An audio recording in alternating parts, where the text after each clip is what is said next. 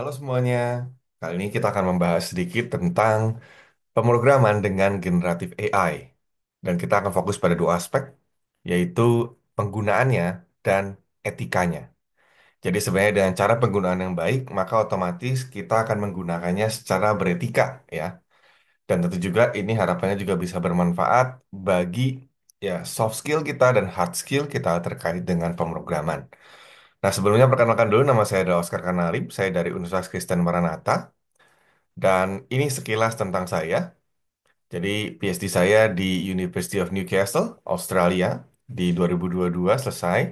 Lalu sekarang saya menjadi lektor kepala atau associate professor dan juga sebagai dekan dari Fakultas Teknologi dan Rekayasa Cerdas.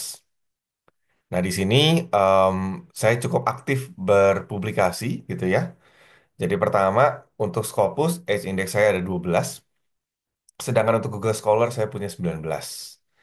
Saya juga di sini terlibat di Associate Editor untuk GCB, Unair, Scopus, dan Discover Education, Springer. Saya tertarik dengan learning technologies, academic integrity, dan juga AI. Saya sudah mempublish lebih dari 100 artikel ya terkait topik-topik tersebut dan ada sekitar 1.000 sitasi. Saya juga reviewer di berbagai jurnal dan conference. Oke, nah kita tahu bahwa sekarang zamannya generatif AI.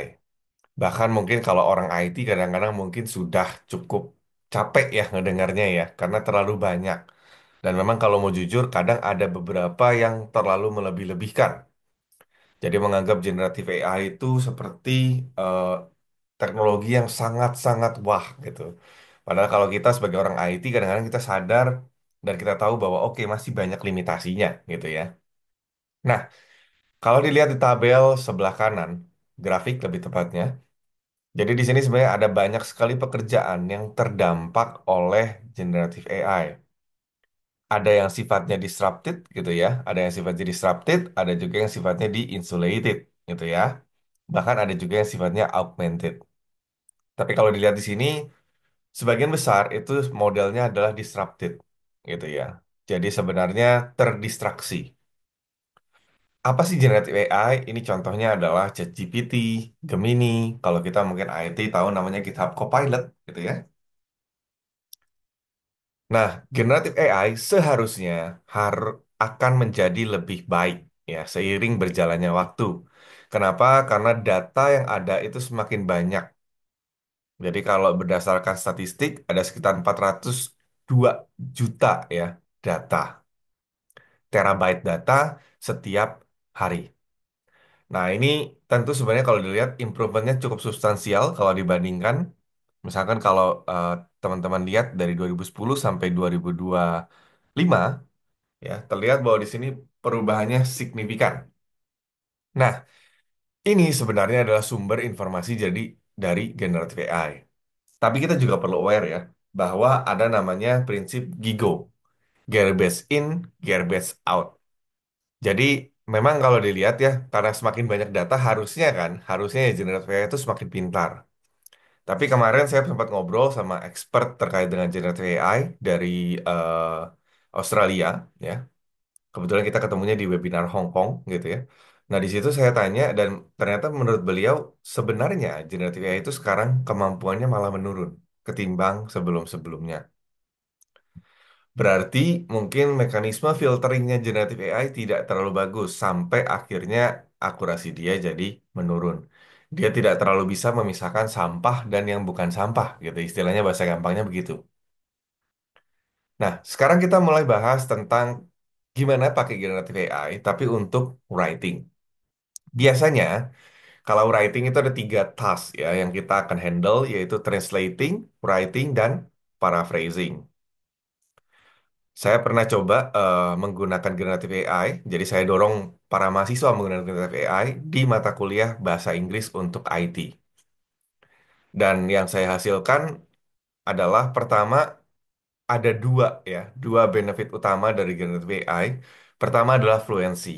Jadi kalau mereka didorong menggunakan generative AI, biasanya teks hasilnya itu secara sintaks, secara grammar tidak akan salah, gitu ya. Jadi um, fluensinya bagus gitu ya. Terus mereka juga merasa lebih efisien. Jadi mereka bisa mencari informasi lebih cepat gitu kan. Jadi di tugas-tugasnya tuh saya ada minta coba cari data, coba verifikasi fakta gitu ya. Itu bisa lebih cepat menggunakan generative AI dan itu juga lebih bagus daripada sekedar search engine biasa. Tapi ada tiga kurang lebih ya keterbatasan dari generative AI. Pertama adalah incorrectness. Jadi kalau mungkin teman-teman penasaran, pengen tahu gimana sih incorrectness itu terjadi di generative AI, coba aja cari nama teman-teman sendiri. Jadi kalau di aku pribadi, gitu ya, pertama-tama tuh aku dianggapnya sebagai CEO perusahaan ekonomi. Terus 2 minggu kemudian aku nyari lagi, sedikit lebih pintar, dia bilang CEO perusahaan teknologi. Terus terakhir-terakhir aku cari, dia bilangnya adalah, oh, Oscar Kanalim adalah seorang IT enthusiast. Ya oke lah, kalau itu masuk lah gitu ya. Seperti itu. Jadi ada incorrectness, walaupun memang nanti jawabannya bisa jadi berubah-ubah terus sampai ya semoga sih mendekati ke yang benarnya gitu. Terus kedua, predicted. Jadi kalau berdasarkan esai yang anak-anak kumpulkan setiap minggunya, aku lihat bahwa kalau aku mendorong mereka menggunakan generative AI, itu hasilnya rata-rata punya pola yang sama.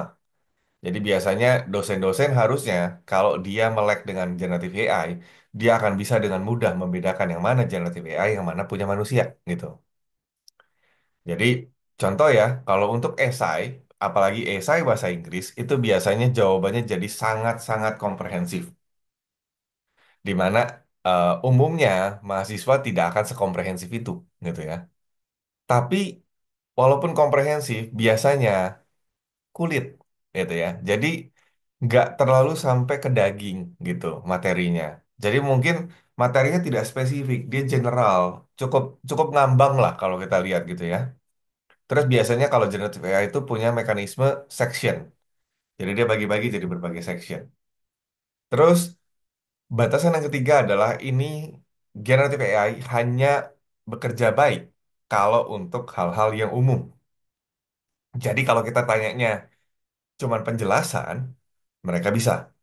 Tapi kalau misalkan nih, kemarin saya ada minta mereka bikin tugas untuk membuat uh, conversation fictional. Ternyata tidak sebagus itu, gitu. Ternyata conversationnya suka jadi ngaco kadang-kadang, gitu. Jadi kalau untuk hal-hal yang umum, kayak menanyakan penjelasan gitu-gitu, mereka bisa. Tapi kalau untuk melakukan hal-hal yang mungkin tidak umum, itu biasanya mereka kurang. Kenapa? Karena ya generative AI ini dasarnya kan dari data ya.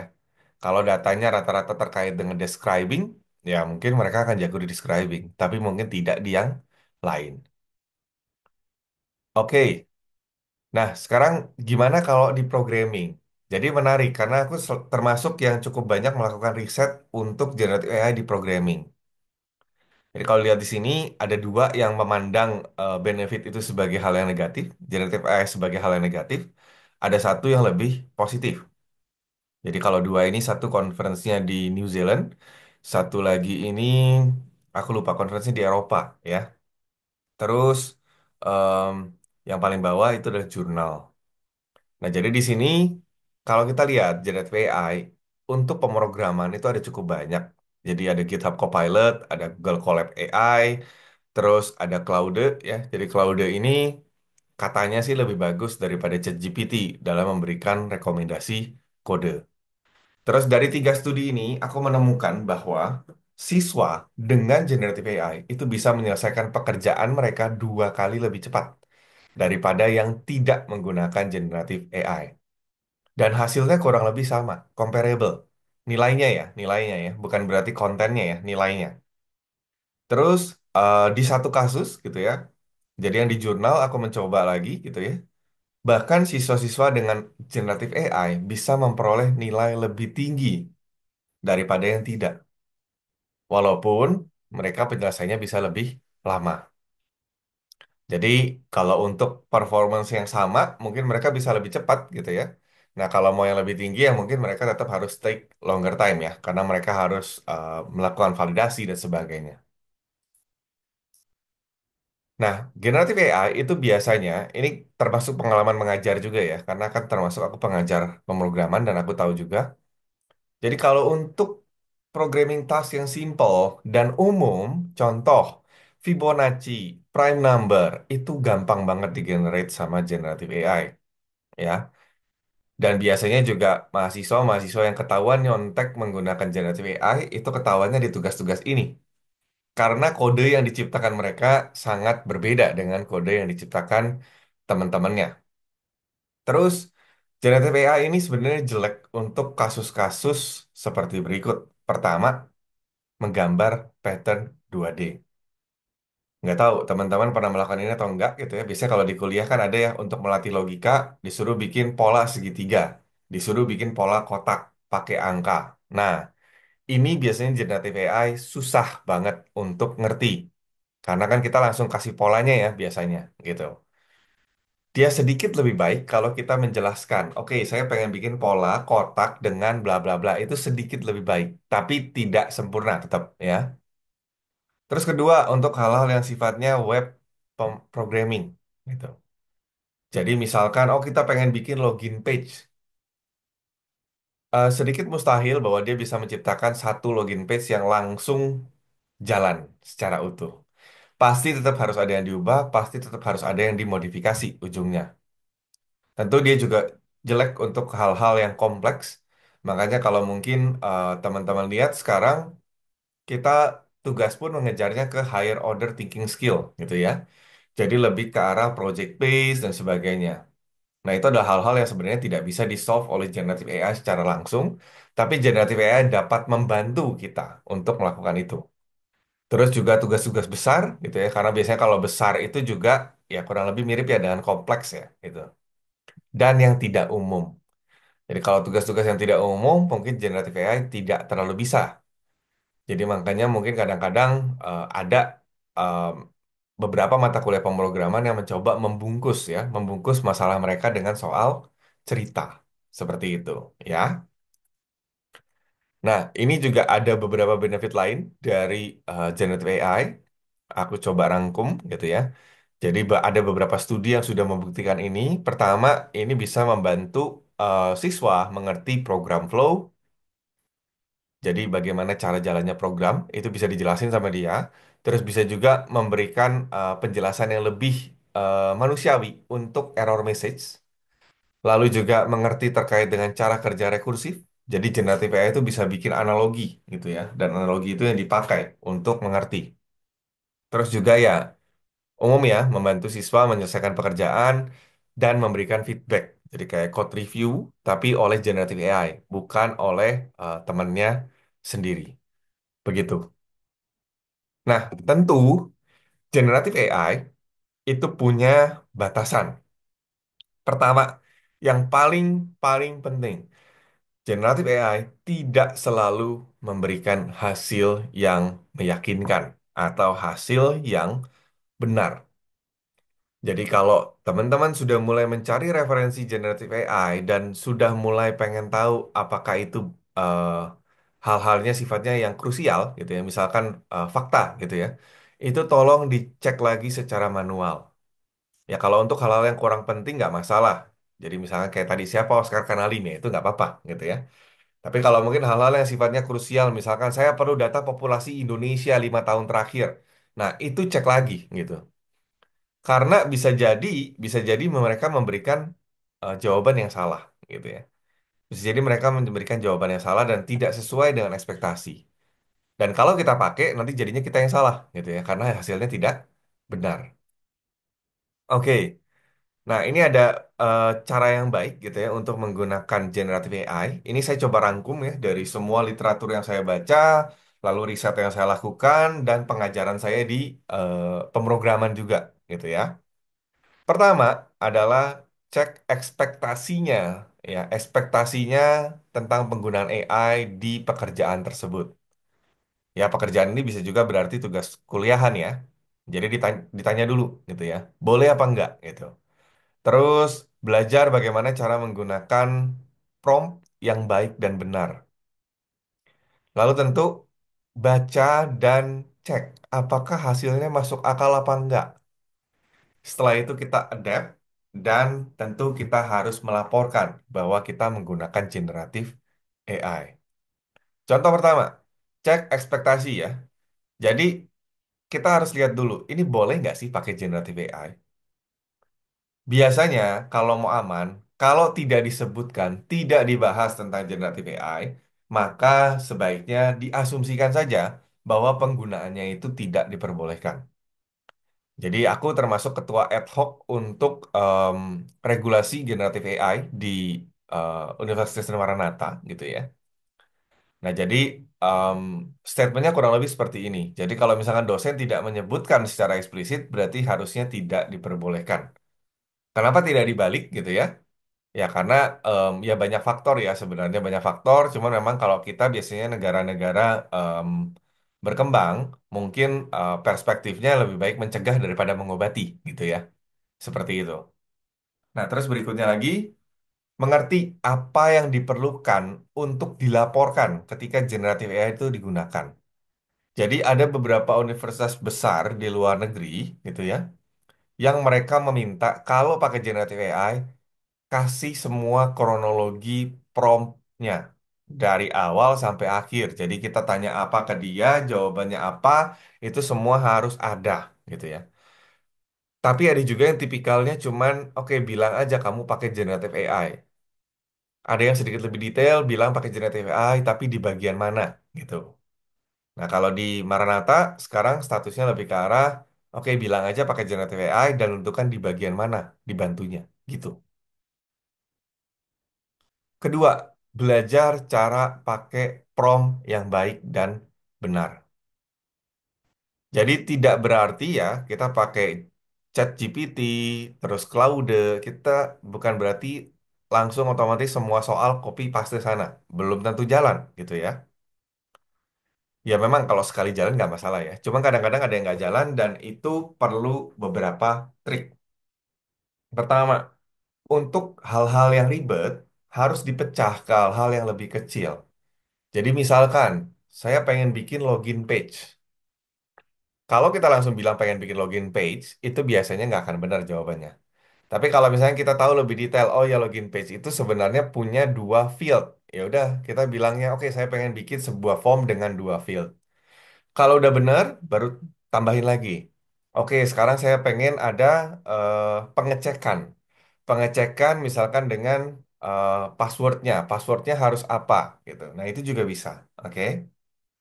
Nah, terus untuk hal-hal yang tidak umum gitu ya, coba disambungkan dengan hal-hal yang umum atau juga bisa menggunakan analogi. Jadi kadang-kadang mungkin kita melihat, oh ini tasnya soal cerita gitu ya. Nah, kita harus menyerap intisari dari soal cerita itu apa. Jadi bukan berarti soal ceritanya yang kita kasih ke generatif AI. Karena kalau soal ceritanya yang kita kasih, biasanya dia akan menjadi bodoh gitu. Dia tidak akan menjawab dengan baik gitu. Terus kalau nggak benar, ya kasih detail yang lebih banyak gitu ya. Jadi kalau misalnya dia kurang benar, kasih detail yang lebih banyak. Tapi ingat, jangan memberikan data yang sifatnya konfidensial. Oke, karena generatif AI itu umumnya akan menggunakan data tersebut untuk bikin model generatif AI berikutnya. Kecuali ya memang kita pengen informasinya bisa diketahui publik ya. Tapi ini juga makanya teman-teman lihat kenapa banyak perusahaan melarang menggunakan generatif AI untuk proses di perusahaannya. Salah satu alasannya adalah itu, datanya sifatnya konfidensial.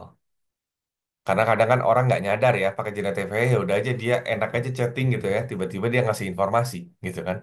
Padahal mungkin informasi itu nggak boleh sebenarnya buat di share. Terus berikutnya lagi, nah ini juga penting ya baca ya dan verifikasi hasilnya. Karena generatif AI tidak selalu benar dan kalau masuk kode gitu ya kadang-kadang kodenya juga nggak bisa dikompil. Nah untungnya generatif AI sekarang itu sudah lebih baik. Jadi dia ada penjelasan. Nah, kita baca aja penjelasannya gitu kan. Kita lihat, oh ya ini maknanya apa dan dicek. Kalau ada yang tidak sesuai ya udah dimodif nanti kodenya gitu kan. Terus dilihat lagi jalur programnya sesuai nggak sih dengan yang kita inginkan. Kalau belum coba ditambahin lagi gitu kan. Coba kasih detail gitu.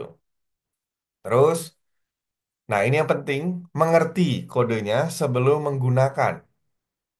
Yang jadi masalah sekarang, kenapa mungkin kalau dilihat di akademik pun, sebagian dosen tidak mengizinkan penggunaan generatif AI. Salah satunya adalah karena ini. Karena banyak orang yang begitu melihat solusi, mereka tidak tertarik untuk mengerti, mereka copy, paste, selesai, gitu ya. Pertama, itu pasti ketangkep, gitu ya. Kalau dosennya orang teknologi dan orang AI, itu pasti ketangkep, gitu ya. Karena kita bisa tahu polanya AI seperti apa. Terus yang kedua adalah kamu tidak akan mencapai learning objektifnya gitu. Tujuan dari belajar kan berarti memperoleh pengetahuan ya, bukan memperoleh nilai ya. Ini kadang-kadang yang suka beda. Kita kalau di Indonesia kadang-kadang orang suka berubah perspektifnya, jadi pengennya memperoleh nilai. Tapi sebenarnya yang penting itu memperoleh pengetahuannya gitu. Ya kalau kita copy dan paste, ya yang lulus-lulus yang kita ngerti apa, cuman copy paste kan. Nanti kalau ditanya sebelum masuk kerja, ya jadi blank. Mungkin ada yang argumen, oh saya kan gak akan kerja di IT, saya pengen kerjanya di bisnis. Silakan.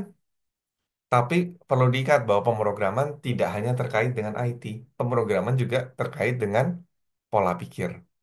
Kalau kita bisa memecahkan masalah dengan baik, gitu kan, itu berarti kita juga bisa memecahkan masalahnya tidak hanya di IT, tapi di berbagai bidang. Makanya mungkin kalau teman-teman lihat, ada beberapa CEO, CTO, itu mereka sampai PhD gitu ya. Ya PhD itu karena apa? Karena mereka butuh problem solving skillnya gitu. Dan pemrograman ya salah satu caranya ya, walaupun tidak selamanya berpikir kritis harus bisa pemrograman gitu. Nah, terus berikutnya adapt. Ya jadi tadi juga disarankan jangan copy paste gitu ya. Kenapa? Karena writing style-nya beda sama kita. Dan itu akan mempersulit kita untuk baca kodenya nanti di kedepannya. Jadi kalau ada pengembangan gitu ya, terus kita lihat lagi kodenya dan ini kodenya dibuat sama AI, itu kita akan pusing. Ini apa sih gitu kan? Kadang-kadang seperti itu. Terus sebenarnya kalau dilihat, kalau kita berhasil mengadaptasi, berarti kita mengerti. Itu kayak sejenis garansi ya, garansi bahwa kamu mengerti tentang kode tersebut gitu. Dan beberapa eh, code snippetnya dari generative AI itu sifatnya kompleks, jadi memang tidak mudah dibaca. Jadi kalau kamu copy dan paste itu tidak akan enak untuk dilihat. Terus juga em, nggak tahu ya kalau mungkin di dosen-dosen lain, tapi kalau aku merasanya kalau aku melihat kode yang tidak diapa-apain dari generative AI, itu aku merasanya mungkin mahasiswanya tidak kreatif ya. Tidak kreatif walaupun itu benar gitu ya. Jadi maksudnya mereka solusinya benar tapi tidak kreatif karena mereka mengambil dari generative AI langsung copy paste gitu. Nah, terakhir ini juga yang penting, ini yang sering banget orang lupa ya. Jadi kan ya memang manusia ya kalau udah dapat sesuatu ya mereka suka lupa bilang terima kasih gitu ya. Nah, generative AI itu perlu di-acknowledge penggunaannya, entah di kode atau di dokumentasi. Jadi kalau aku sih biasanya ngajarinnya udah aja kalau di kode pakai komentar aja bilang, oh ini menggunakan generatif AI gitu ya. Atau di dokumentasi di Word-nya atau apa itu boleh juga dibilang, oh ya sebagian hal menggunakan generatif AI. Kenapa? Karena generatif AI ini ya pertama ya, itu kan berdasarkan dari data ya, data yang di internet. Itu berarti punya orang lain. Nah, kalau kita tidak mengaknowledge, maka kita bisa dianggap sebagai plagiarisme. Menggunakan kode orang lain tanpa eh, acknowledgement. Cuman memang saya juga paham bahwa di IT, terutama di pemrograman, ada masalah yang cukup kompleks, yaitu code citation. Orang itu kadang-kadang begitu dia dapat kode dari internet, Stack Overflow kah, apakah, dia langsung ambil, paste, modify dikit, selesai jalan, udah. Dia tidak mengaknowledge bahwa itu kodenya dia ambil dari internet. Memang kalau dia siapa yang rugi sih kan nggak masalah gitu kan. Kan itu kan juga buat pekerjaan pribadi. Tapi ini Kak, eh, terkait dengan masalah kebiasaan. Jadi kalau kita misalkan terbiasa untuk melakukan itu, nanti bahkan kalau untuk proyek-proyek besar pun kita melakukan itu. Dan sebenarnya secara tidak langsung kita mengklaim ya, mengklaim itu kode-kode yang ada di internet itu juga punya kita gitu. Ya ini masalah etika ya. Etika tuh bukan masalah bisa dihukum atau tidak, tapi lebih ke arah kita bertanggung jawab nggak sih dengan apa yang kita buat dan apa yang kita lakukan gitu. Dan ini memang saya juga lagi coba promote gitu ya di mata kuliah pemrograman bahwa kalau admin dari luar minimal linknya lah kasih gitu ya. Link sumbernya dari mana. Jadi kalau misalnya dari Stack Overflow, kasihlah linknya gitu. Jadi minimal kita tahu, oh ya ini ngambil dari internet, terus adaptasinya seperti apa gitu. Nah ini beberapa notes gitu ya. Jadi beberapa eh, generative AI assistant detector itu sudah dikembangkan ya. Jadi aku pernah punya studi untuk membandingkan mereka gitu ya. Itu yang di ComSec ya. ComSec ini konferensi IEEE ternama untuk Computer Society. Terus aku kerjasama dengan eh, peneliti dari Kanada. Jadi kita membandingkan beberapa tools detektor yang sudah ada ya, lalu kita melihat hasilnya. Nah, ternyata memang ya sekarang detektor walaupun sudah ada tapi tidak terlalu efektif dan kalau diparafrase juga jadi jelek gitu ya, kemampuannya jadi jelek. Tapi bukan berarti tidak bisa dideteksi sama manusia gitu ya. Nah, ini cukup banyak citasinya. Jadi sebenarnya kita mulai riset ini dari 2023 dan kita masukin ke arsip. Jadi sekarang citasinya sudah 50 gitu ya, walaupun tidak terlalu lama sebenarnya 1,5 tahun. Ya ini cukup banyak lah ya peningkatannya. Terus saya juga ada detektor ya, detektor buatan saya sendiri gitu ya. Itu di Education and Information Technologies. Jadi dari situ sebenarnya bisa disimpulkan bahwa eh, kode kode buatan AI itu umumnya unik dan stylenya itu tidak sama dengan yang dibuat oleh manusia.